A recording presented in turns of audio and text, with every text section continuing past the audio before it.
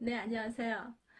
오늘은 졸혼이라는 그런 이야기를 좀 나눠보고 싶어요. 뜬금없이 웬 졸혼 이야기냐고요? 소설가 이혜수 씨 아시죠? 어제 이혜수 씨 졸혼이 인터넷상에서 이슈가 됐어요. 아직 우리 사회에서는 그 졸혼이라는 단어가 생소하죠. 예전에 탤런트 백일섭 씨도 졸혼을 했다는 그런 뉴스가 좀 이슈가 되면서 화제가 됐었죠. 어제 이회수 씨 그 기사를 보면서 도대체 이 조론이라는 제도가 어떻게 우리나라에까지 흘러 들어오게 됐나.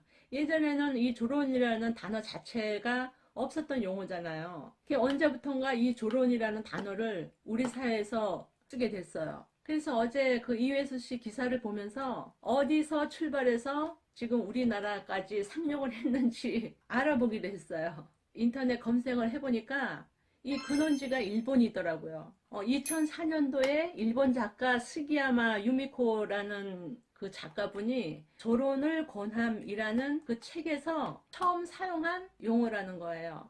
그리고 이번에 또 다른 책이 혹시 또 뭐가 있나 하고 검색을 했더니 2017년도에 그때 조론 시대라는 책을 또 내셨더라고요. 이분은 조론에 대한 뭐 그런 연구를 많이 하신 작가분이신가 봐요. 조론을 권함에 이어서 조론시대, 그 조론에 대한 그런 책을 연이어서 내신 거 보면 그 일본 그 사회에서도 그 조론이라는 게 화두가 된 모양이에요. 이 작가는 글을 쓸 때 그 시대를 반영해서 이 글을 쓰잖아요. 소설을 통해서 그 시대를 알 수 있고 역사를 알 수 있고 문화를 알 수 있는 거잖아요. 그런데 이 책이 출간하기 훨씬 전인 1990년도에 들어서면서 일본사에서는 그 항원 이혼의 바람이 불어서 일본에서 굉장히 사회적 그런 문제가 됐었다고 하네요. 아내들이 그 남편의 종속적인 그런 관계에서 자신을 억제하면서 살아온 그런 갈등들이 누적되면서 그 누적된 갈등이 폭발을 한 거예요. 그래서 결혼 생활 이 30년 된 그런 중장년층들의 이혼율이 굉장히 급증했다 그래요. 항원 이혼이. 그래서 이것이 그 일본 그 사회에 문제가 됐고 그 항원 이혼의 그 대안이라고 할까? 그렇게 해서 나온 게 조론이라는 거예요. 항원 이혼이나 조론들이 다 일본을 통해서 지금 우리나라에 지금 흡수가 되고 있는 건데 일본에서 유행하는 그런 문화들이 빨리 흡수가 되는 것 같아요. 가까운 이웃이기 때문에 이제 그렇기도 하겠죠.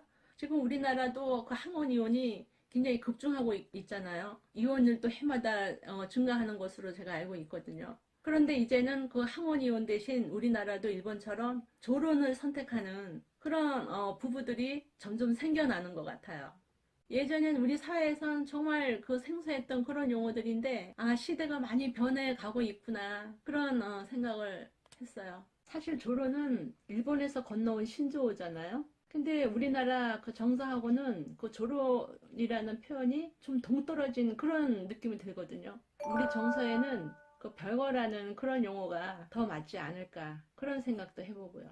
조론도 그 부부 관계는 유지하되 서로가 각자의 삶을 살아가는 것.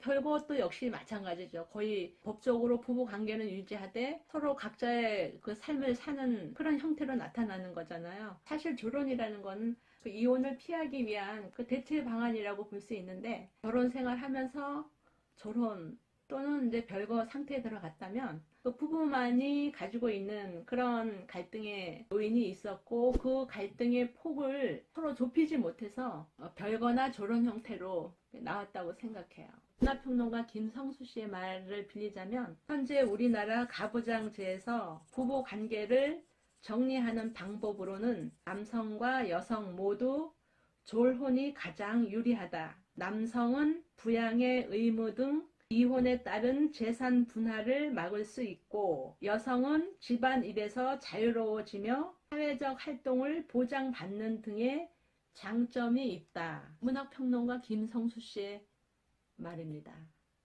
네, 여러분은 조론에 대해서 어떻게 생각하시는지요?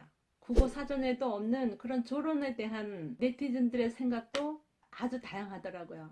부정적으로 보는 사람, 또 긍정적으로 보는 사람, 또 긍정도 부정도 안 하는 사람. 이렇듯 의견이 다양한데 제가 그 중에서 부정적인 반응, 긍정적인 반응, 또 이도 저도 아닌 중간 상태의 반응들을 한번 얘기해 볼게요. 먼저 부정적인 반응에서는 앞으로 결혼이나 조론이나 없어질 거다 하는 그 네티즌의 반응이 있고요. 그 다음에 긍정적인 부분을 한번 볼게요.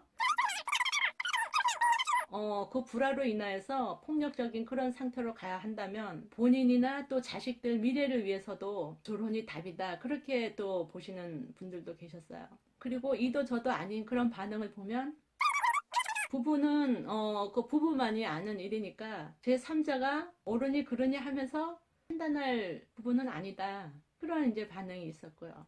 저는 이제 개인적으로는 결혼이라는 거를 찬성하는 쪽은 아니지만 각 가정마다 부부만이 갖고 있는, 안고 있는 그런 문제들이 있기 때문에 자신도 살펴보고 통계 쪽의 형편도 좀 살펴보는 그런 시간도 필요하다고 생각해요.